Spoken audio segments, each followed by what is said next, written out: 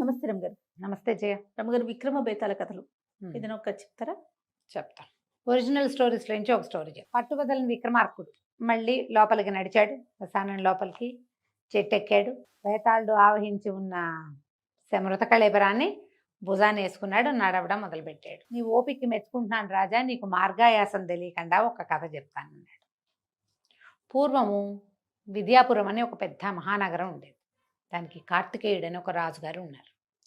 రాజుగారికి మహాద్భుత సౌందర్యవతి అయిన భగవతి అనే ఒక కూతురు.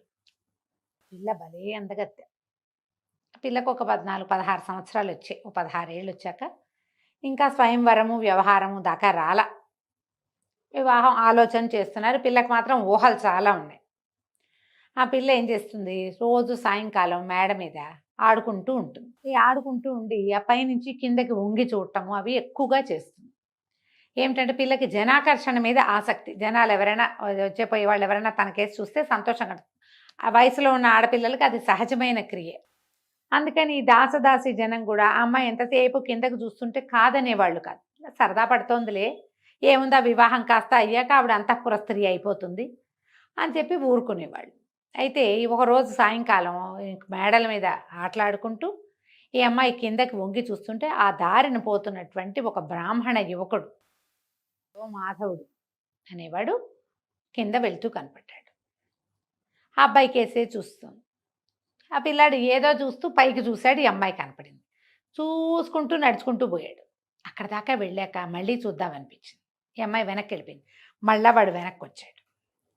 ఈ అమ్మాయి అబ్బాయి ఉన్నాడో లేదో చూద్దామని మళ్ళీ చూస్తే వాడు వెనక్కి వస్తూ కనపడ్డాడు.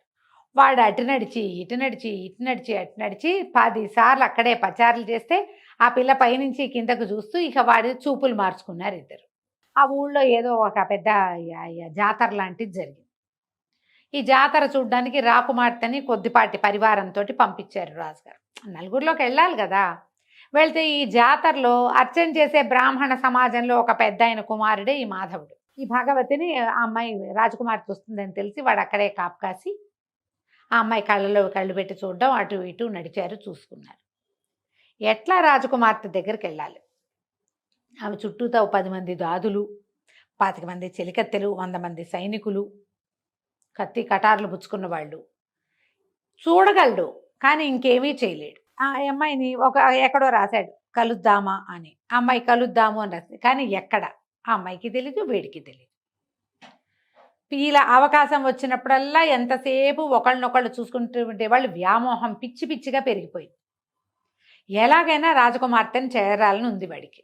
అయితే వాడు ఏం చేశాడు, తమకి స్నేహితుడైన ఒక ఒక స్నేహితుడు ఒక చోటకి వెళ్తూ ఉంటాడు, ఒక యోగిని కలవడానికి. ఆ యోగి దగ్గరికి ఈ మాధవుడు కూడా 2-3 సార్లు వెళ్ళాడు. వెళ్ళినప్పుడు ఆయన ఏం చెప్పాడో సందర్భంలో, తీవ్రమైన కోరిక దేని మీదైనా ఉంటే ఆ కోరిక తీర్చేసుకోవాలి అని చెప్పాడు. చెప్తే వీడు ఆ యోగి దగ్గర ఓపెన్ అయిపోయాడు. నాకు రాకుమార్తె మీద ఉంది తీవ్రమైన కోరిక, ఆమెను కలుసుకోవాలని ఉంది, అది ఎలా కలుసుకోవాలో తెలియటం లేదు అని మీరు ఏదైనా సహాయం చేయండి అని కాళ్ళు పట్టుకున్నాడు. యోగి అన్నాడు, ఓ పంచి, నువ్వు స్త్రీ వేషం వేసుకో, నువ్వు నా కూతురు అని చెప్పి రాజుగారికి అప్పచెప్తా. రాజుగారు ఆడపిల్లలు ఎవరైనా గనక తనకు అప్పచెప్పబడితే వాళ్ళని తీసిపోయి అంతఃపురంలో పెడతాడు. కన్యాంతఃపురంలోకి ఆటోమేటిక్గా వెళ్ళిపోతావు. నువ్వు రాజకుమార్తెతోటి కావలసిన నాళ్ళు గడుపు, నేను 6 నెలల తర్వాత 3 నెలల తర్వాత వచ్చి నిన్ను వెనక్కి తీసుకుంటా అని చెప్పి కుర్రాడు ఒప్పుకున్నాడు. రాజకుమార్తెకి ఈ ఏర్పాటు తెలియదు, ఆవిడ తెలియదు, వీడే ఏర్పరిచాడు. వీడి తెలివితేటలే అనమాట. ఈ మాధవుడు ఏం చేశాడు, ఆ యోగితో కలిసి ఆడవేషం వేసుకుని ఆడపిల్లలాగా చక్కగా ఓణి అది వేసుకుని తలకేదో పెట్టుకుని వెళ్ళాడు. వెళ్తే యోగి రాజుగారికి నమస్కారం చేసి, బాబు నేను హిమాలయాలకి తపస్సుకి వెళ్తున్నానండి, 4 నెలల్లో తిరిగి వస్తాను, 4 నెలల పాటు నా పిల్లని రక్షించండి, మీ దగ్గర ఉంచుకోండి. ఈ వచ్చిన పిల్ల ఎట్లా కనపడుతోంది, ఓ 16 సంవత్సరాల ఆడపిల్ల, కన్య, అంటే వివాహం కాలేదు. రాజుగారు అన్నారు, అయ్యో అలాగే మా భగవతితో పాటే మీ అమ్మాయి కూడా ఉంటుంది, నేను రక్షిస్తానుగా అన్నాడు. మాధవి అని పేరు పెట్టి ఈ మాధవుణ్ణి అంతఃపురంలోకి ప్రవేశపెట్టారు. వీడు లోపలికి వెళ్ళాక ఈ మిగిలిన ఆడవాళ్ళకి ఎవరికీ తెలియకుండా ఒకనాటి రాత్రి తన స్వరూపం చూపించేశాడు యువరాణికి. ఇక ఇద్దరు కలిసి ఉండటం మొదలుపెట్టారు. పగల ఆడవేషంలో తిరిగేవాడు, రాత్రి తన వేషంలోకి దిగిపోయేవాడు. రాజకుమార్తెతోటి స్వేచ్ఛా విహారం చేశాడు వాడు. 2 నెలల పైన గడిచినాయి. ఇంతలో ఏమైంది, ఈ రాజుగారికి మంత్రి గారు ఉన్నారు కదా, మంత్రులు ఉంటారు ప్రతి రాజ్యంలో, మంత్రి గారి కుమారుడు గుణశర్మ. ఆ గుణశర్మ మహాద్భుతంగా చదువుకున్నాడు, శాస్త్ర విద్యలన్నీ అయినాయి, మామూలు తెలివి కాదు. రాజుగారికి ఒక మంత్రాంగంలో హెల్ప్ చేశాడు. అయితే రాజుగారికి నీకు ఏదైనా నాకు కావాల్సింది అడగబోయి, రేపొద్దున నువ్వే మంత్రి అనుకో, నీకేం కావాలంటే అది ఇస్తానన్నాడు. అనగానే నాకు ఎప్పటి నుంచో రాజకుమార్తెని వివాహం చేసుకోవాలని, రాజకుమార్తెనిచ్చి నాకు పెళ్లి చేయండి అన్నాడు గుణశర్మ. అనేసరికి రాజుగారు తెల్లబోయి, అలా ఎలాగోయ్, రేపు నువ్వు మంత్రివి కాబోతావు, పైగా నువ్వు బ్రాహ్మణుడివి, క్షత్రియ కన్యను ఎట్లా వివాహం చేసుకుంటావు, అయితే నాకు ఏ కన్య అయినా పర్వాలేదన్నాడు. అయితే మా అమ్మాయి లాంటి అద్భుత సౌందర్యవతి ఇంకొక పిల్ల ఉంది, ఆ పిల్లనిచ్చి నీకు పెళ్లి చేస్తా, నువ్వు ఇది అడిగావు, కన్యాదానం అడిగావు, నా దగ్గర ఇంకో కన్య ఉంది, ఆ కన్యనిచ్చి దానం చేస్తానన్నాడు. అనేసరికల్లా కొద్దిగా పెద్దగా మంత్రి గారి అబ్బాయికి నచ్చలేదు, కానీ సరే ఆ పిల్లని చూశాడు. చూసేసరికల్లా అది యువరాణి కంటే అదే బాగుంది, ఆ రెండో పిల్లే. సరే ఆ పిల్లని పెళ్లి చేసుకుంటానన్నాడు. ఇంకేముంది, మాధవినిచ్చి గుణశర్మకి పెళ్లి చేశారు. ఈ మాధవి వేషంలో ఉన్న మాధవుడు, అయ్య బాబాయ్ నా గుట్టు బయటపడుతుందిగా రేపొద్దున, భర్త దగ్గరికి వెళ్తే తెలిసిపోదు మగవాడని. ఏమన్నది, ఆ రోజు పొద్దున వివాహం అయిపోయింది, యువరాణి వలవల ఏడ్చింది, నువ్వు బాధపడకు, నేను ఎట్టాగొట్టా వీడిని వదిలించుకుని నీ దగ్గరికి వస్తానని చెప్పి ముందు ఇంట్లో వీళ్ళ రాజుగారింట్లో నుంచి బయటికి వెళ్ళిపోయి మంత్రి గారింట్లో ప్రవేశించింది మాధవి. మంత్రి గారింటికి వెళ్ళిపోతున్న వివాహం అయింది. పునఃసంధానం ఏర్పరిచినప్పుడు ఏం చెప్పింది, బాబు మంత్రి గారి అబ్బాయితోటి, కాదండి నాకు ఒక రకమైన చర్మ వ్యాధి వచ్చింది, ఇది చాలా సమస్య, మా తండ్రి దీనికోసమే తపస్సు చేయడానికి హిమాలయాలకు వెళ్ళాడు, అన్ని పుణ్యనదుల తీర్థాలు నా మీద చల్లితే నాకు అది పోతుంది, దీనికి ఒక 2-3 నెలల పాటు మీరు అన్ని నదులకి వెళ్ళి స్వయంగా నీళ్లు తెచ్చిపోయండి నా మీద, ఈ లోపల యోగి వచ్చేస్తాడు, వీడి ఆలోచన అది అని చెప్పేసరికి, సరే నువ్వు మా అమ్మ నాన్న దగ్గరే ఉండు, నేను అన్ని నదుల్లోంచి నీళ్లు పట్టుకొస్తానని గుణశర్మ ఈ భార్యని ఇక్కడ దిగబెడిచి తండ్రి గారి దగ్గర వెళ్ళిపోయాడు. ఇప్పుడు మంత్రి గారి కోడలు రాజుగారి అమ్మాయిని కలుసుకోవడానికి వీల్లేదు. ఇంతకుముందు ఆ అమ్మాయి కన్య, ఈ రెండోది కన్య, కాబట్టి ఈ 2 కన్యలు కలిసి ఒక గదిలో ఉండొచ్చు. ఇప్పుడు అమ్మాయి వివాహిత, మంత్రి గారి కోడలు, అక్కడ వాళ్ళ ఇంట్లో పెద్దవాళ్ళని చూసుకోవాలి, గృహిణీ ధర్మాలన్నీ నిర్వర్తించాలిగా. ఈ నిర్వచనం కోసం ఆ అమ్మాయి అక్కడ ఉండిపోయింది. యువరాణి మళ్ళీ ఖాళీగా ఉంది. కొన్నాళ్ళు ఒక 2-3 నెలలు ఇతనితో గడిపింది, సరదా తీరి ఊరుకుంది. ఇంతలో ఏమైంది, యోగి వచ్చాడు వెనక్కి. ఇంకో 2 నెలలు గడిచేసరికల్లా ఏమన్నాడు, యోగి తనతో పాటు ఒక శిష్యుడిని తీసుకొచ్చి మహారాజు గారి దగ్గరికి వెళ్ళి, అయ్యా మా అమ్మాయిని మాకు పంపించండి, పిల్లకి ఇంకా ఉండని ఇక్కడే, రాజుగారి నిర్ఘాంతపడిపోయి ఏం చెప్పాలా అని పిల్లకి పెళ్లి చేసేసాడు. తన కూతురు బదులు ఆ పిల్లకి పెళ్లి చేశాడు. ఈ లోపల యోగి గారు అన్నాడు, మరేం లేదండి, ఇగో నా శిష్యుడు, వీడు నాకు చాలా ప్రీతముడైన వాడు, వీడికి నా విద్యంతా నేర్పించా, నా తపస్సంతా ధారపోసా, మీరు మా పిల్లని కనుక నాకు అప్పచెప్తే పిల్లనిచ్చి వీడికి ఇచ్చి పెళ్లి చేస్తాను అన్నాడు. అనగానే రాజుగారు గతుకుమన్నాడు. ఆ పిల్లకేమో తను పెళ్లి చేసేసాడు.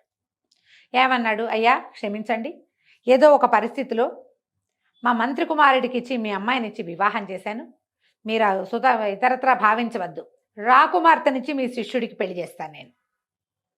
ఇప్పుడు నేను మాట తప్పే పరిస్థితి వచ్చింది, ఇంకో దారి లేదు, కాబట్టి ఇక తప్పనిసరి అయినా సరే మీకు ఇచ్చి మీ శిష్యుడికి ఇచ్చి వివాహం చేస్తానని పొద్దున్నే పెళ్లి చేసేసాడు. అన్ని తొందరైనా పెళ్ళైపోయింది. పెళ్ళైపోగానే ఈ లోపల అందరికీ తెలిసింది రాకుమార్తె పెళ్ళైపోయిందో వచ్చని. అయిపోగానే మంత్రి గారింట్లో కూడా తెలిసిపోయింది. మంత్రి గారింట్లో కోడల వేషంలో ఉన్న మాధవుడు లబో దిబోమని పరిగెత్తుకుంటూ వచ్చేసాడు. రాకుమార్తెకి పెళ్ళి ఎలా చేస్తారు, నేను ఆమెను ప్రేమించాను, నేను ఆమెతో గడిపాను, ఆమె నాతో గడిపింది, ఈ పెళ్లి చెల్లదు, ఈ పిల్ల నాది అన్నాడు. రాజుగారి నెత్తి మీద చేతులు పెట్టుకుని కూర్చున్నారు. ఇక్కడ దాకా చెప్పాడు పేతాళ్ళు. ఇప్పుడు చెప్పు, రాకుమార్తె ఎవరికి చెందుతుంది, మాధవి స్వరూపంలో ఉన్న మాధవుడికా, యోగి గారి శిష్యుడికా అనేసరికి విక్రమార్కుడు అన్నాడు, అమ్మాయితో నువ్వు ఎలా గడిపావనేది కాదు, శాస్త్రవిహితంగా వివాహం జరిగిందా లేదా అనేదే ముఖ్యం.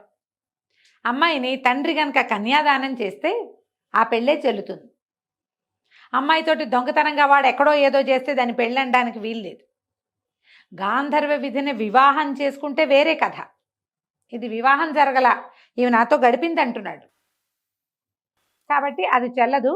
యోగి గారి కొడుకే అల్లుడు, యోగి గారి శిష్యుడే రాజుగారి అల్లుడు, మాధవుడిని తన్ని తగిలేయటమే అని చెప్పాడు. కథ కంచికి మనం ఇంటికి. ఇది వినంగానే బేతాళుడు భలే సరిగ్గా సమాధానం చెప్పావు. ధర్మశాస్త్రం ప్రకారం తండ్రి ఈ పిల్ల నాది, నేను దీన్ని నీకు ఇస్తున్నాను అని ఎవరి చేతిలో అయినా పెడితేనే ఆ పెళ్లి చెల్లుతుంది. మీరు ఇతరత్రా ఏ వ్యవహారాలున్నా చెల్లదు. ఒకవేళ వాడు పెళ్ళే చేసుకుంటే అది వేరే కథ. ఆమె వివాహితగా చెలామణి అయితే అది వేరే కథ. అది కానప్పుడు ఆమె కన్యాంతఃపురంలో ఉండి కన్యగానే చెలామణి అవుతే తండ్రి చేసిన పెళ్ళే చెల్లాలి. చాలా బాగా చెప్పావు.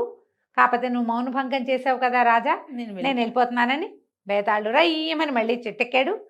విక్రమార్కుడు మళ్ళీ వెనక్కి తిరిగాడు. కథ కంచికి మనం ఇంటికి. నమస్తే రమ్మగారు. నమస్తే రమ్మగారు. నమస్తే జయ. రమ్మగారు, మనం ఖలీఫా స్టోరీస్ చెప్పుకునే వాళ్ళం. ఏదన్నా 1, 2, 3 భాగాలు ఉంటాయి. సరదాగా ఉంటాయి. అవును. హారూన్ అల్ రషీద్ రాజ్యం చేస్తున్నప్పుడు ఓ ఒక రత్నాల వ్యాపారి ఒక ఆయన ఉండేవాడట. చాలా ధనవంతుడు. ధనంతో తులతూగుతూ ఉండేవాడు. ఆయన ఎక్కడెక్కడెక్కడ నుంచో రత్నాలు, వజ్రాలు, ముత్యాలు, ఇంకా ఏమిటో అవన్నీ ఇది చేసుకుని పైనుంచి తెప్పించుకుని ఇక్కడ పెద్ద వ్యాపారం చేసేవాడు. చాలా గొప్ప పేరుండేది ఆయనకి. అయితే కాలక్రమాన ఆయన మరణించాడు. ఆయనకు ఒక కుమారుడు ఉన్నాడు, మహమ్మద్ అలీ వాడి పేరు. ఈ మహమ్మద్ అలీ మంచి బుద్ధిమంతుడు. తండ్రి వదిలిపెట్టిన వ్యాపారాన్ని ఎంత బాగానో చేసుకునేవాడు. చాలా శ్రద్ధగా బంగారు వ్యాపారం, బంగారు మరి అవే కదా రత్నాలు, అవి అంటే బంగారంలోనేగా తాపడాలు. అయితే ఇది ఒక రోజున తన కొట్లో కూర్చుని వ్యాపారం చూసుకుంటూ ఉండగా ఒక మహాద్భుత సౌందర్యవతైన ఒక ఆవిడ ఓ 3-4 చిలకెత్తలు వేసుకుని వచ్చింది. వచ్చి పట్టెడలు ఉన్నాయా ఏమైనా ఇట్లా పెట్టుకునేవి, మనం ఇప్పుడేదో అంటారు చోకర్స్. ఈ చోకరు ఇక్కడే ఉండకుండా అది ఇట్లా కిందకు వచ్చేది అనమాట. పెద్దది, భారీ చోకర్లు, అద్భుతమైన చోకర్లు చూపించమంటే వాడి దగ్గర 150 రకాలు ఉన్నాయట. అన్నీ చూపించాడు. అంటుంది ఆవిడ. ఏమి నచ్చట్ల. ఈ లోపల ఈయనకి అమ్మాయి ఆవిడ మీద చాలా మనసు అయిపోయింది. ఎంత బాగుందో, ఎంత హుందాగా ఉందో, అసలు ఆ వస్తువు నాణ్యం చూడడం ఎంత తెలివిగా ఉందో, ఇంకా ఏమిటో చాలా ఉన్నాయి అవన్నీ. అక్కడి నుంచి బాగా ఆలోచించి వీళ్ళ నాన్న ఏనాడో 1,00,000 పైన వరహాలు చెల్లించి కొన్నాడు ఒక పట్టెడ ఇలాంటిది. తన ఇంట్లోకి పెట్టుకున్నాడు. అది వ్యాపారానికి కాదు, కుటుంబపు సొమ్ము కింద అలా ఉంచుకుంటారుగా వ్యాపారస్తులు. పరిగెత్తుకుంటూ ఇంట్లోకి పరిగెత్తుకెళ్ళి లోపలికెళ్ళి ఆ తండ్రి 1,00,000 పైగా దినారాలు పెట్టి కొన్న పట్టెడని పట్టుకొచ్చాడు. పట్టుకొచ్చి చూపించేసరికి ఆవిడ ఎగిరి గంతేసింది. ఇదే నాకు కావాలి, ఎప్పటి నుంచో నా కళలో కూడా ఇదే కనపడుతుంది, నాకు ఇదే కావాలని ఆ పట్టెడ తీసుకుంటానని రేటు అనేసరికల్లా ఇంకొంచెం తెగించి బాగా వద్దు అది రేటు ఏం కట్టకండి, మీకు నచ్చితే చాలు ఇచ్చేస్తానంటే ఆవిడ ఒప్పుకోలే. అసలు ఇది ఎప్పుడు కొన్నారు, ఎక్కడ కొన్నారు, ఇది ఎందుకు కొట్టలేదు, ఇంట్లో ఎందుకుంది అవన్నీ ప్రశ్నించి మీ నాన్న 1,00,000 పైన కొంటే దానికి 5% వడ్డీ వేసి ఇస్తాను నేను నీకు, కాకపోతే ఇప్పుడు నేను డబ్బులు తేలేదు కదా, నువ్వు మా ఇంటికి రా, నీకు డబ్బులు ఇస్తానంది. సరే వచ్చాడు ఆవిడతో పాటు. వస్తే ఆవిడ మంచి పెద్ద బ్రహ్మాండమైన మహలు ఆవిడది. బస్ లోపల నుంచి డబ్బులు తెప్పించబోయింది. ఇతను ఏమన్నాడు, కొంచెం బాగా తెగించి ఆ డబ్బు వద్దు, వస్తువు తీసుకో, నువ్వు నా దానివైతే చాలు అని అడిగాడు. అడిగేసరికి ఆవిడంది, నాకు మాత్రం నువ్వు నచ్చలేదనుకున్నావా, అసలు నీతో మాట్లాడడానికే మీ కొట్లోకి వచ్చాను, నేను ఎప్పటి నుంచో నిన్ను చూస్తున్నాను, కాకపోతే నాతో పెళ్ళంత సులువు కాదు, నేను ఖలీఫా దగ్గర ఉండే జాఫర్, ఖలీఫాకు మంత్రి మా ఒక వేత్రహస్తుడు ఉంటారు ఖలీఫా దగ్గర, మస్రూరు జాఫరు అని మన అన్ని కథల్లో కనపడతారు వీళ్ళు. జాఫర్ చెల్లెల్ని నేను, అంత సులువు కాదనగా నేను కాళ్ళు చల్లబడిపోయినాయి. జాఫర్ చెల్లెల్ని పెళ్లి చేసుకోవడం అంటే మామూలా, ఆయనేమో ఖలీఫా పక్కనే ఉంటాడు, ఆ చెల్లెలంటే ఎంత టాప్ క్లాస్. అయితే వీళ్ళ చెల్లెళ్ళు అంటే ఏమిటంటే స్వయానా చెల్లెలు అవ్వక్కర్లా, తండ్రి గారి 4వ భార్య సంతానం కూడా కావచ్చు కదా. ఎక్కువ మంది రాణులు ఉండటం, భార్యలు ఉండటం వాళ్ళ సంప్రదాయం కదా. సరే ఈ అమ్మాయి ఏమంది, నేను పెద్దింటిదాని అయితే మాత్రం నాకు ఆ మాత్రం సాహసం లేదా, నువ్వు టెన్షన్ పడకు అని చెప్పి కాజీని పిలిచి అప్పటికప్పుడు పెళ్లి చేసేసుకుంది ఆయన్ని. అయ్యో, వాళ్ళ పెళ్ళి ఏముంది, అదేదో చదివితే అయిపోతుంది, సింపుల్ కదా. కాజీ వచ్చి అదేదో చదువుతారు, ఏమిటో మరి మంత్రాలు లాంటివే, వాళ్ళదేదో ఒక పాఠం ఉంటుంది, వివాహ పాఠం, అది చదివి కుబూల్ హై అంటారు అంతే. మన గంధర్వ వివాహం లాగానే, ఒక మాదిరి గాంధర్వం లాగా. గాంధర్వంలో మధ్యలో ఉండరు, ఇక్కడ మధ్యలో కాజీ ఖచ్చితంగా ఉండాలి. ఓకే.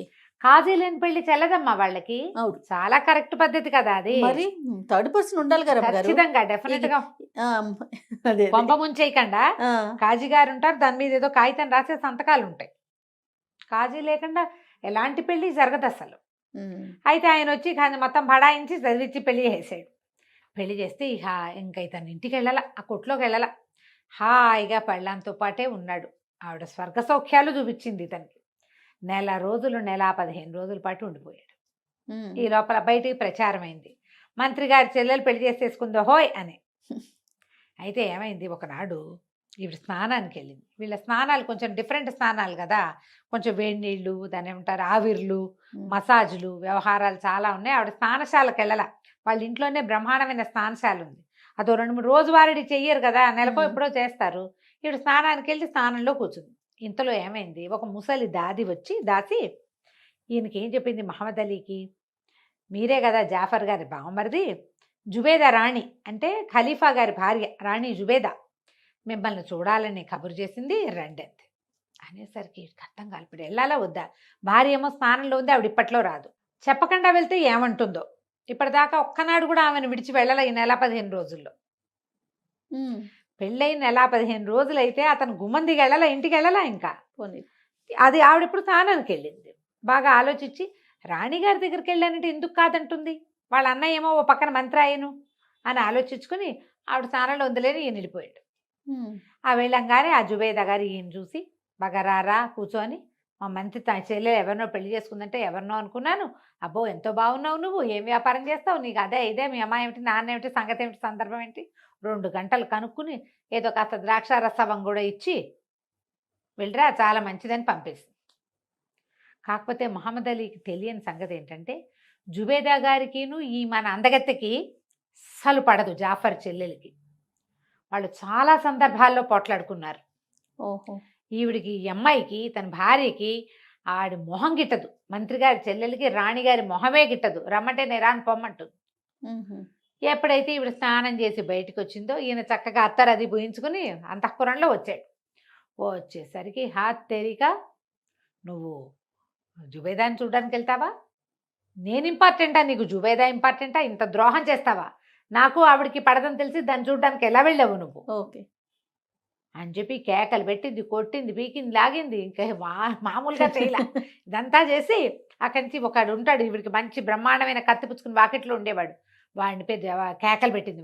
వీడి ప్రేమ ద్రోహిని నరికి చంపేమంది. వాడు కత్తి పుచ్చుకొచ్చేసి, అయ్యో రామా, కత్తి పుచ్చుకొచ్చేసాడు. వచ్చేసేసరికి ఆ ఇంట్లో ఉన్న దాసదాసి గణం అంతా కాళ్ళ వెళ్ళబడ్డారు ఈవిడ్ని. మా అమ్మ మా తల్లి వదిలేసి, అంత పెద్ద తప్పు కాదు, కొంచెమే తప్పు, చంపేయద్దు, కావాలంటే 2 దెబ్బలు కొట్టు కొట్టించు, కానీ చంపకూడదు. చంపేంత ద్రోహం చేయలే, తెలియక చేశాడు. నీకు రాణిగారికి పడదనే నువ్వేనాడు సందర్భంలో చెప్పాల. ఇతను వ్యాపారం చేసుకునే కుర్రాడు, మీ రాణిగారి సంగతులు నీ సంగతులు అతనికి ఎట్లా తెలుస్తాయి, ఏదో బంగారం రత్నాలు వజ్రాలు అంటే తెలుస్తాయి. ఒట్టి పుణ్యానికి భర్తను చంపేస్తావా అమ్మా అని బతిమలాడి చచ్చారు వాళ్ళంతా, దాసీలు పనివాళ్ళు. వీడు చాలా మంచివాడు. దాంతో వాళ్ళందరూ కాళ్ళ వెళ్ళ పడితే ఆవిడ ఏం చేసింది, చింతబరికతోటి చిత కొట్టించి యథాశక్తి తను కూడా కొట్టి, ద్రోహి వీడు, నాకు ఎవరంటే ఇష్టం లేదో వాళ్ళ దగ్గరికి వెళ్ళి అత్తరు పోయించుకుని ద్రాక్షారసం తాగొచ్చాడు. ఇంతే, ప్రేమ ద్రోహి వాడు. కొట్టి వీధిలో బారేసి, నీకు నాకు చెల్లిపోయింది ఒక నెలలోనే. నెల 15 రోజులకి చెల్లని రోడ్డు మీద బారేసింది. ఆ రోడ్డు మీద పారేయబడిన మహమ్మద్ అలీ ఎట్టా గొట్ట ఈడ్చుకుంటూ, ఎవడో తెలిసిన గుర్రబండి వాడు చూసి వీడిని గుర్రబండి ఎక్కించుకుని ఇంట్లో బారేసాడు తీసుకొచ్చి. దానికి వైద్యాలు చేయించి మొత్తానికి పుళ్ళన్నీ మానేక వాడికి ఒక రకమైన అసహ్యం పుట్టింది. ఇంత అవమానమా నాకు, ఈ అవమానానికి ప్రతిక్రియ ఏం చెయ్యాలి, ఊరిని ఏదో చెయ్యాలి, ఏం చేయాలో తెలియదు. దాన్ని ఏం చేయలేడు, ఆ భార్యామణిని అతనేం చేయలేడు. అందుకని ఏం చేశాడు, కోట్ల కొద్దీ ఉన్న ఆస్తిని తెగనమ్మేశాడు. ఇవి విచిత్రమైనవన్నమాట ఇవన్నీ. అదే కదా, కేవలం మనకి ఏమంటారు, ఈ అరేబియన్ నైట్స్లోనే ఇలాంటి పరమ విచిత్రాలు కనపడతాయి. మామూలుగా పగ తీర్చుకోవడం అంటే మనం ఏమనుకుంటాం, ఇంకో 2-3 పెళ్లి చేసేసుకోవటం, కనీసం లేకపోతే వాళ్ళ ఇంటి మీద రాళ్ళు రప్పలు వేసి దాన్ని ఏదో గొడవకి చేయటం. వీడు డిఫరెంట్ ప్రతీకారం తీర్చుకున్నాడు. బాగుంది రమ్మగారు. ఏం చేశాడు, ఆస్తంతా అమ్మే అవతల పారేశాడు. మొత్తం పూచికపులతో సహా అమ్మేసి కొన్ని కోట్ల రూపాయలు చేర్చాడు. 100 మంది బానిసల్ని కొన్నాడు. ఈ బానిసల్లో ఖలీఫా లాగా దగ్గర ఉండేటువంటి జాఫర్ లాగా ఉండేవాడిని ఒకడిని, వేత్రహస్తుడు అంటే కర్రపుచ్చుకుని ఖలీఫా వచ్చారు హోయ్ అని చెప్పే మస్రూరు, పరమ ప్రాణం ఆయనకి ఖలీఫాకి. ఆ మస్రూర్ లాగా ఉండేవాడిని ఒకడిని, 2 ప్రత్యేక బానిసల్ని పెట్టుకున్నాడు. అక్కడి నుంచి ఏం చేసేవాడు, ప్రతి పౌర్ణమి నాటి రాత్రి వీడు ఖలీఫాలాగా బట్టలు, ఖలీఫాలాగా వ్యవహారం అంతా ఏర్పరచుకుని ఈ 100 మంది బానిసలు వెంట రాగా ఆ మస్రూరు జాఫర్ లాగా ఉన్న వాళ్ళని కూడా వెంబడబెట్టుకుని టిగ్రిస్ నది మీద నౌకాయానానికి వెళ్ళేవాడు. ఖలీఫాయే వచ్చాడు అనుకునే వాళ్ళందరూ. వాడు నేను ఒక అంటే ఖలీఫాకి నకలుగా జీవించి ఆ అవమాన భారాన్ని తగ్గించుకోవాలనుకున్నాడు. ఊరిని వాడి పాయింట్ చూడు. క్రమంగా ఈ బానిసలు చాలా గట్టిగా వీళ్ళు అంత బాగా డబ్బులు ఇస్తుంటే అటువైపు ఎవరైనా ఏంటి ఖలీఫా వెళ్తుంటే మీరు అడ్డం వస్తున్నారు అని ఖలీఫాయే వచ్చిన సినిమా వాళ్ళు ఇచ్చేవాడు. అట్లా కొన్ని పౌర్ణములు వెళ్ళాడు. వాళ్ళకి అలవాటు పడ్డారు జనమంతా ఈ టైంలో ఖలీఫా వెళ్తాడు అని. నిజానికి నిజం ఖలీఫా గారు ఒక పౌర్ణమి నాటి రాత్రి ఆయన నిద్ర పట్టక పెంద్రాళే చీకటి పడేసరికి విసుగ్గా ఉందని జాఫర్ని కేకేశాడు. కాసేపు అలా తిరుగుద్దాం పదా అని. వీళ్ళు ఏం చేశారు, ఇలా మామూలు వేషాలతో వెళ్ళకుండా ఖలీఫాకి ఎప్పుడు కూడా మారు వేషం వేసుకోవటం అలవాటు. ఒక వ్యాపారస్తుల వేషం వేసుకుని బయలుదేరారు. మస్రూరు, జాఫరు, ఖలీఫా ముగ్గురు బయలుదేరి వెళ్తుంటే ఈ నది మీద చూస్తే ఒక పెద్ద నౌక, దాని మీద అన్ని దివిటీలు ఏంటో గానా బజానా గందరగోళంగా ఉంది. అర్థం కాలేదు, ఎవడు వెళ్తున్నాడు ఈ టైంలో, ఎవరన్నా వస్తున్నారా మన ఊళ్ళోకి, ఏమిటి మనకేం వార్త గీత వచ్చినట్లేదే. మామూలుగా ఊళ్ళోకి ఎవరైనా పెద్ద వ్యాపారస్తులు వాళ్ళు వస్తుంటే ముందే వార్త రావాలి కదా, జాఫర్కైనా తెలియాలి కదా, రాజుగారి తెలీదు, మంత్రికైనా తెలియాలిగా. ఏమిట్రా అని నది దాకా వెళ్ళారు. అక్కడ జమా జట్టిలాగా నుంచున్న 3-4 బానిసలు ఖలీఫా వ్యవహారానికి వెళ్తుంటే ఏమిటి ఆయన షికారు వెళ్తుంటే ఇక్కడికి వచ్చి నుంచున్నారంటే పొండి అన్నారు. కాంతపోయారు వీళ్ళు, ఏమిటి ఖలీఫావా, మనం ఇక్కడే కదా ఉన్నాం, వీళ్ళు వెళ్ళేవాడెవడో వీళ్ళకి అర్థం కాల. ఆ వెళ్ళేవాడెవరో తెలుసుకోవడానికి వీళ్ళు బాగా ప్రయత్నం చేయటానికి ఏం చేశారు, ఇంకో పక్క నుంచి అక్కడికి వెళ్ళారు. అక్కడికి వెళ్ళాక వీళ్ళు ఏం తెలుసుకున్నారో మనం వచ్చే భాగంలో తెలుసుకుందాం. అబ్బా భలే ఉంది రమ్మగారు, ఇంట్రెస్టింగ్గా ఉంది. నమస్తే అండి. నమస్తే జయ. నమస్తే రమ్మగారు. నమస్తే జయ. రమ్మగారు, ఖలీఫా స్టోరీ చెప్పుకుంటూ ఉన్నాము. ఖలీఫా, మస్రూరు, జాఫరు టిగ్రిస్ నది దగ్గరకు వచ్చారు. పడవ మీద ఏదో కోలాహలం కనపడుతోంది వీళ్ళకి. ఇక్కడికి ఎందుకు వచ్చారు, ఖలీఫా తిరుగుతాడని తెలీదా అన్నారు కొంతమంది. పడవ వాడిని ఒకడిని అడిగారు, పడవ తీసుకెళ్తావా అని. అప్పుడు వీళ్ళు చూశారు, ఆ పడవ తమ వైపు నుంచి వెళ్తుంటే ఒక చక్కటి బట్టలు ధరించిన ఒక యువకుడు. ఆ బట్టలు ఖలీఫా వేసుకునేలాంటి డ్రెస్సులే అవి. జనరల్గా రాజుగారు వేసుకునేలాంటి బట్టలు ఎవరు వేసుకోగలుగుతారు, క్యాష్ పార్టీలు. అంతేగా, ఆ ఊళ్ళో క్యాష్ పార్టీ అయినప్పటికీ ఖలీఫాని ఇమిటేట్ చేయరు. వీడు పై ఊరివాడా ఒక అనుమానం. అయితే ఈ ఖలీఫాకి లాగా కనపడుతున్న ఈ కుర్రాడికి అటు ఇటుగా నిలబడ్డ వాళ్ళిద్దరూ, ఒకడు ఇంచుమించు జాఫర్ లాగా, రెండోవాడు అటు ఇటుగా మస్రూర్ లాగానే ఉన్నారు. పూర్తిగా అర్థమైంది వీళ్ళకి ఏదో జరుగుతోందని తెలిసింది. ఆ పడవాడన్నాడు జాలిగా, బాబు ఖలీఫా మీ ఊరు వాళ్ళు కాదా నాయన, ఏ ఊరు నుంచి వచ్చారు, ప్రతి నెల ఖలీఫా ఊరేగింపు వెళ్తాడే ఆడ పడవలోను అన్న. ప్రతి నెలనా, నేను ఇప్పుడు వెళ్ళారు అనుకుంటున్నాడు ఖలీఫా గారు. వాళ్ళు చూసుకున్నారు, ఏదో జరుగుతోంది, తెలుసుకోవాలి. ఆ పడవ పెద్ద పడవ అంతా గానా బజానాలతో వెళ్తోంది. సరే ఇక్కడ కనపడ్డ పడవండి 10 దినారాలు ఇస్తాము, ఖలీఫా పడవని వెంబడించి తీసుకెళ్ళమన్నారు. నేను చాలా భయపడ్డాడు ముసలివాడు. ఊరు నాయనో కొంప మునిపోతుంటే ఏం భయం లేదు, స్పీడ్గా వెళ్ళొద్దు, నిదానంగా వాళ్ళు ఎటు వెళ్తున్నారో చూసి అటు తీసుకెళ్ళు, మమ్మల్ని వదిలే, నువ్వు మమ్మల్ని వెనక్కి తీసుకురా ఒక్కర్లా, వదిలేస్తే మేము వెళ్తామన్నారు. సరేనని పడవ ఎక్కారు. ఆ పెద్ద పడవ పోతోంది ముందుకి. వాళ్ళు ఏం చేస్తారు, అట్లా టిగ్రిస్ నదిలో ముందుకెళ్ళి వెళ్ళి ఒక లంకకి పట్టిస్తారు ఆ పడవని. ఎక్కడో ఓ చోట వేస్తారనమాట. ఆ లంక మీద పెద్దగా విశాలంగా గుడారాలు అవి వేసుంటాయి. ఈ పడవలో ఉన్న జనం అంతా దిగుతారు. ఇక్కడ ఉన్న జనం ఎవరు, ఒకటి ఖలీఫా వేషధారిగా ఉన్న మహమ్మద్ అలీ, మస్రూర్ జాఫర్ వేషాల్లో ఉన్న 2 బానిసలు, దిగుతారు. అక్కడి నుంచి గానా బజానా జనం అంతా దిగుతారు. అక్కడ చక్కగా వంటలు చేస్తారు. బ్రహ్మాండంగా వండుకుని తర్వాత గానా బజానా జరిగి తాగి తిని జరిగిన అవమానాన్ని మర్చిపోయే ప్రయత్నం చేస్తాడనమాట అబ్బాయి. బాగుంది. సరే వీళ్ళేం చేశారు, ఆ పడవ వాళ్ళు సెటిల్ అయిపోయి వీళ్ళంతా గుడారాలు వ్యవహారాలు అన్నీ అయ్యాక మన వాళ్ళు ముగ్గురు అసలు హీరోలు రాజుగారు, మంత్రి, వేత్రహస్తుడు ముగ్గురు ఏం చేశారు, ఆ లంకకు ఒక్క అడుగు యువతలుగా దిగి తాపీగా మెల్లిగా అడుగులు వేసుకుంటూ అక్కడికి వెళ్ళారు. వెళ్ళేసరికి వీళ్ళు అక్కడ విందు ఏదో మొదలుపెట్టారు. విందులోకి వెళ్ళిపోదాం అనుకునేసరికి అక్కడ జమాజట్టీలాగా ఉన్న బానిసలు వాళ్ళు అటెంటివ్గా ఉన్నారు. ఎవరైనా వస్తే పట్టేసేందుకు సిద్ధంగా పట్టేసుకున్నారు. ఓ అత్తేరి మీరు ఇట్లా ఖలీఫా విందులోకి రాదలుచుకుంటారా, ఎవరు మీరు ఏమిటైనా కేకలు పెట్టేసరికి వీళ్ళేమన్నారు, వ్యాపారస్తులము ఇక్కడ ఖలీఫా గొప్ప విందిస్తారని తెలిసి ఆ విందులో మేము కూడా భాగస్వాములు అవ్వడానికి వచ్చాం, ఆయనతో కలిసి విందు ఆరగించడానికి వచ్చామంటే వీళ్ళకి సహపంక్తి భోజనం పెట్టడం అనేది ఒక ఫ్యాన్సీగా ఉంటుంది. ఒకే పాత్రలోంచి తీసుకుని తినే విధానం కూడా కనపడుతుంది జయ. ఎవరో ఒకళ్ళు ఉండాలి తమతో పాటు భోజనానికి. పై ఊరి వ్యాపారస్తులకి భోజనం పెట్టే తినటం వ్రతంగా కూడా మనకి అరేబియన్ నైట్స్లో కనపడుతుంది. రోజు ఒక కొత్త వ్యక్తితో భోజనం చేయాలి. ఆ ఊళ్ళోకి వచ్చిన వ్యక్తులు లాక్కుపోతారు వాళ్ళ ఇంటికి. ఇలాంటి వ్రతాలున్న రాజుల కథలు కూడా మనం చూస్తాం. అవును, బ్రాహ్మణుల కథలు, రాజుల కథలు మనకి పాత కథల్లో కనపడతాయి. సరే ఏదో కోలాహలంగా ఉండేసరికల్లా ఏమిటని ఆయన కేకలు పెట్టాడు మహమ్మద్ అలీ. ఎవరో విందులోకి వస్తామంటున్నారు వ్యాపారస్తులంటే, రండి రండి ఏం పర్వాలేదు రమ్మన్నాడు.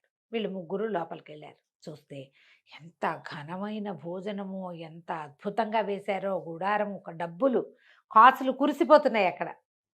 ఈ మహమ్మద్ అలీ లక్షణంగా ఉన్నాడు. వాడి బట్టలు ఎంత బాగున్నాయో, కిందేసిన బాలీసులు కూడా పట్టువి, ఎక్కడా కాంప్రమైజ్ కావటల్లా.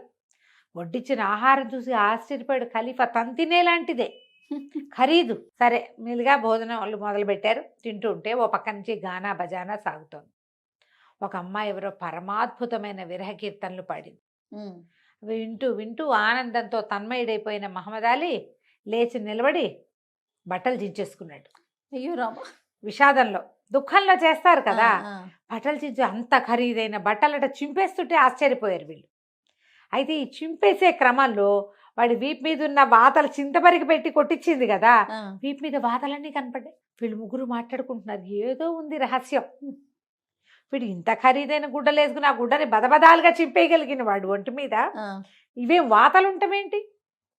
వీడికి ఏదో చేదు అనుభవం ఉంది గ్యారంటీగా. ఏం జరిగి వీడు ఇలాంటి వ్యవహారంలోకి దిగాడు అనేది మనం మాట్లాడుకోవాలని వీళ్ళు మాట్లాడుకుంటుంటే ఖలీఫా మహమ్మద్ అలీ అన్నాడు, మీరు ఇట్లా స్నేహితులారా భోజనానికి వచ్చి మీరు మాట్లాడుకోకూడదు, ఏదైనా నాతో మాట్లాడాలి అనగానే ఖలీఫా గారు కొంచెం జోరుగానే అడిగాడు, కాదు స్నేహితుడా, నువ్వు ఇంత అత్యద్భుతమైన విండిచ్చావు, ఇంత బ్రహ్మాండమైన గానా బజానా సాగుతోంది, నువ్వు పోసిన సారాయి కూడా ఖలీఫా లెవెల్కి తగ్గకుండా ఉంది, నీ వస్త్రాలు అంతకంటే అమోఘంగా ఉన్నాయి, నువ్వు చింపేసుకోవడం మరీ విచిత్రంగా ఉంది, చింపేసుకుని నీ బట్టల వెనకాల ఉన్నటువంటి వాతలను చూస్తే ఆశ్చర్యంగా ఉంది, ఏదో చేదనుభవం నీకు లభించే ఉంటుందని మేము నమ్ముతున్నాం, అదే మేము మాట్లాడుకుంటున్నాం అనగానే విషాదంగా నవ్వాడు మహమ్మద్ అలీ. నా సంగతి చెప్పుకోవాలి, ఎవరికైనా చెప్పుకోవాల్సిన కథే నాది అని గానా బజానా ఆపిచ్చేశాడు. మీరు వచ్చి నా దగ్గర కూర్చోండి అన్నాడు. కూర్చుంటే బ్రహ్మాండమైన వ్యాపారస్తుడిని, ఫలానా కొట్టు నాదేనగానే వీళ్ళు ఆశ్చర్యపోయారు. వీళ్ళకి తెలుసు రత్నాల వ్యాపారస్తుడు వీళ్ళ నాన్న, వీడు కుర్రాడు కాబట్టి వీళ్ళకి ప్రత్యేకంగా తెలియదు, కానీ అసలు రత్నాల వ్యాపారస్తుడి కుర్రవాడి తండ్రి మహమ్మద్ అలీ తండ్రి చాలా ప్రఖ్యాతి పొందినవాడు. ఖలీఫా పెళ్ళిళ్ళప్పుడు బంగారం తెచ్చిపెట్టిన వాడు అతనే. ఆయనకు ఆశ్చర్యం వేసి, వీడు మన స్నేహితుడు కొడుక, వీడి పరిస్థితి ఏమిటి ఇట్లా? అప్పుడు నేను ఒక అమ్మాయిని ప్రాణప్రియంగా ప్రేమించాను, మా నాన్న కొన్న లక్షలాది వరహాల ఖరీదున్న బంగారు పట్టెడని ఆమెకే సమర్పించాను, ఆమెమో నన్ను పెళ్లి చేసుకుంది, నేను ఆమెతోటే గడిపాను. ఒకనాడు జుబేదారాణి కబురు చేస్తే రాణి అంటే ఆమె స్నానం నుంచి వచ్చేసరికి నేను కనపడకపోతే బాధపడతాను తెలుసు నాకు, కానీ రాణిగారి మాట కాదట్టం ఎలాగా? రాణి దగ్గరికి వెళ్ళానంటే సంతోషిస్తుంది అనుకున్నాను. ఆ రాణికి ఆవిడకి పడదు అనగానే జాఫర్కి అర్థమైంది ఇది మన చెల్లె అని.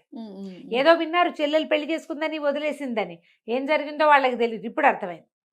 ఆమె నన్ను చితకొట్టించింది, నా ఒంటి మీద ఉన్న దెబ్బలన్నీ అవే. మరి ఇంకేం చేయను, అవమానం నుంచి తేరుకోవటానికి, నేను బాగా రంజించటానికి నా మనసు, నేను ఈ మార్గాన్ని ఎన్నుకున్నా. ఇప్పటికి సంవత్సరంగా ఖలీఫా లాగా నేను ఇదే చేస్తున్నాను. వీళ్ళు ఆశ్చర్యపోయారు, ఏడాది నుంచి సరుతుంటాయి మనకు తెలియట్లేదురా నాయన. సరే ఆయన్ని బాగా చేశారు, బాగా సాంత్వన పరిచి మళ్ళీ కలుసుకుందామని మెల్లిగా యువతలకు వచ్చేసారు. వచ్చి వీళ్ళ పడవ తెల్లవారేసరికి దారి పడుతుంది కదా, వీళ్ళ పడవలోనే ఎక్కి వెనక్కి వచ్చారు. మర్నాడు ఏం చేశాడు ఖలీఫా, సభ తీర్పిచ్చి మహమ్మద్ అలీని పిలిపించాడు. అతనితో పాటు జాఫర్ చెల్లెల్ని కూడా రమ్మన్నారు. ఓహో, చూపించారు. ఈ మనిషిని ఎరుగుదువా అని అడిగారు. వీడెవడో నాకు తెలియదు ఆవిడ కొట్టించి కూడా. అప్పుడు ఆయన, నువ్వు నిన్న రాత్రి మాకేం చెప్పావు అది సభకి చెప్పాలి. నువ్వు ఓ పిల్లల్ని ప్రేమించి దాన్ని వివాహం చేసుకుని దానికి ఇంత బంగారం ధారపోసి తెలియక చేసిన ఒక పొరపాటుకి ఇలాంటి శిక్ష అనుభవించండి. వీడు అనుభవిస్తున్నాడు, ఇంకా స్టిల్ అవమానంలోనే ఉన్నాడు. పోనీ కొడితే కొట్టింది, మళ్ళీ కావలించుకుంటే వీడికి వచ్చిన అభ్యంతరం ఏం లేదు. అన్నీ కొట్టి తర్వాత ఐఎమ్ సారీ అంటే కోపంలో కొట్టానంటే సరిపోతుంది. ఇప్పుడు అవే కదా మన సంగతులు, చితకొట్టేయటం, సారీ అంటాం. అప్పుడు ఇవన్నీ విని అతను ఎంత బాధపడుతున్నాడో, ఏం చేస్తున్నాడో, సంవత్సరంగా తన సంపదంతా ఎట్లా టిగ్రిస్ నది మీద పడవ ప్రయాణంలో వెళ్తూ ఆ దుఃఖాన్ని ఎలా వెళ్ళబోసుకుంటున్నాడో అదంతా తెలుసుకుంది అమ్మాయి. తెలుసుకున్నాక జాఫర్ చెల్లెల్ని అడిగాడు ఖలీఫా, అమ్మాయి ఒక మంచి పెళ్లి కొడుకు, వీడు చాలా మంచివాడు, వీడిని పెళ్లి చేసుకుంటావా అంటే, మీరు చెప్తే ఎందుకు చేసుకోనండి అంది. అనగానే వెంటనే నేను పిలిచి, ఖాజీని పిలిచి జాఫర్ చెల్లెలకి మహమ్మద్ అలీకి పెళ్లి చేసేశారు. మళ్ళీ పెళ్లి చేసి మళ్ళా ఈ జాఫర్ చెల్లెలింటికి మహమ్మద్ అలీని పంపించారు. ఆ తర్వాత అతను బ్రహ్మాండంగా రత్నాల వ్యాపారం చేశాడు. రాజుగారితో చాలా క్లోజ్గా ఉండేవాడు. అప్పటిదాకా ఖలీఫా గారికి టిగ్రిస్ నది మీద పడవలో వెళ్ళటము, ఒక లంకలో గానా బజానా చేయటం ఆ ఊహ కూడా రాల. వీడికి వచ్చింది ఆ ఫ్యాన్సీ ఐడియా. ఆ తర్వాత ఆయన ప్రతి వెన్నెల రాత్రి టిగ్రిస్ నది మీద నౌకాయానాన్ని